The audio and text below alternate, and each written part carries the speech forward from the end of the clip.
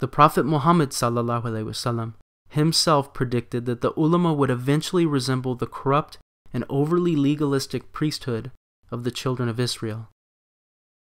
The Holy Prophet said, "My Ummah will face the same conditions that the children of Israel have faced. The similarity will be so complete that it is like one shoe of a pair, resembling the other."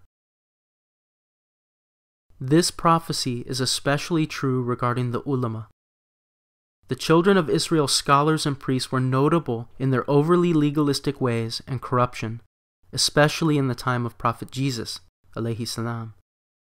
They were also known for their meanness and cruelty. The Gospels record Jesus' ongoing battle with the Ulema of his time. "Woe unto you, scribes and Pharisees, hypocrites, for ye pay tithe of mint and anise and cumin, and have omitted the weightier matters of the law, judgment, mercy, and faith. Ye blind guides which strain at a gnat and swallow a camel. Woe unto you, scribes and Pharisees, hypocrites, for ye may clean the outside of the cup and of the platter, but within they are full of extortion and excess." Jesus alayhi salam repeatedly pointed out how the religious authorities were misleading the people and were hard-hearted and unmerciful in their understanding. They had memorized and nitpicked fine matters, but were devoid of mercy, love, and kindness, the most important elements of faith. Because Jesus pointed out their hypocrisy, he too had a fatwa declared against him by the Ulema. When the morning was come, all the chief priests and elders of the people took counsel against Jesus to put him to death. The great prophet Jesus alayhi salam was completely and categorically misunderstood, denied, and persecuted by the Ulema of his day. Why would the Muslims' Messiah be any different? This mentality of the corrupt priesthood has plagued the Islamic world for centuries, just as the church terrorized the uneducated masses for centuries. The Ulema have gotten away with inquisition and murder because the people over which they rule have either been too ignorant, too lazy, or too scared to think for themselves. Many people have left Islam altogether, as the mullahs have made it an intolerant, angry, and reactionary religion, while others have looked the other way, as fanatics and hate-mongers hijack the religion.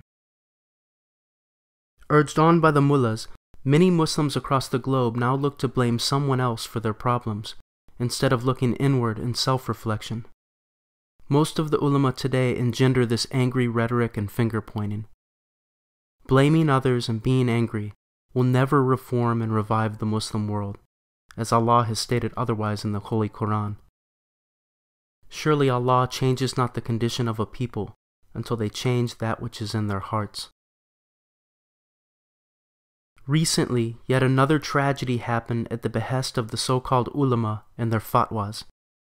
On September 7, 2008, during the holy month of Ramadan, GOTV, the Pakistani television station, aired its show Alim Online, hosted by Amir Liaquat Hussain.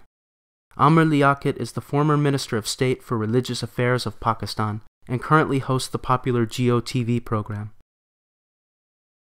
Despite having such power and influence over the Muslim masses, it has become common knowledge that Liaquat obtained bogus academic credentials, receiving his bachelor's, master's, and doctorate degrees in Islamic studies through a mail-order company. Trinity College and University is based out of Spain and requires no residency nor attendance. Amazingly, he received his doctorate degree just 20 days after his master's degree, and all 3 degrees cost him under $1,000. All 3 degrees were eventually discredited by the Higher Education Commission of Pakistan.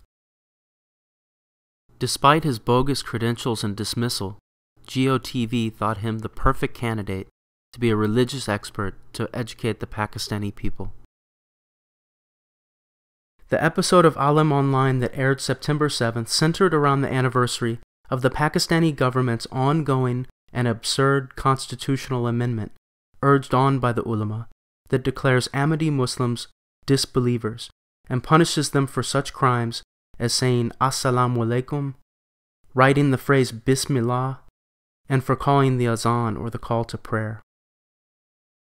One of the guests of the show, Muhammad Amin Shahidi, issued fatwas against the beliefs of Ahmadi Muslims, declaring them disbelievers and wajib al-qatl, or worthy of death. The next day, 2 Ahmadi Muslims were brutally murdered while at their daily work. The first victim was Dr. Abdul Manan Siddiqui, an American-trained medical doctor who returned to Pakistan to run a medical center that served the poor and underprivileged. The murderers disguised themselves as patients and repeatedly shot the doctor, while also killing his assistant and wounding 2 others, including a woman. The next day, a 70-year-old man was gunned down, in the usual cowardly fashion, by gunmen on a motorcycle. Even more disturbing, both of these cowardly executions took place during the holy month of Ramadan. May Allah's mercy and reward be upon both of these peaceful martyrs.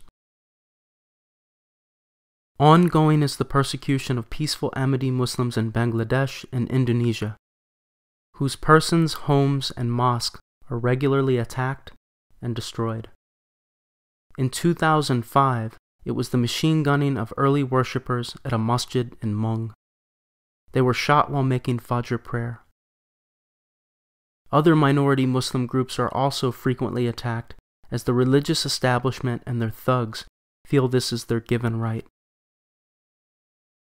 Attacks by these fanatics upon civilian Christians and other non-Muslims is also on the rise.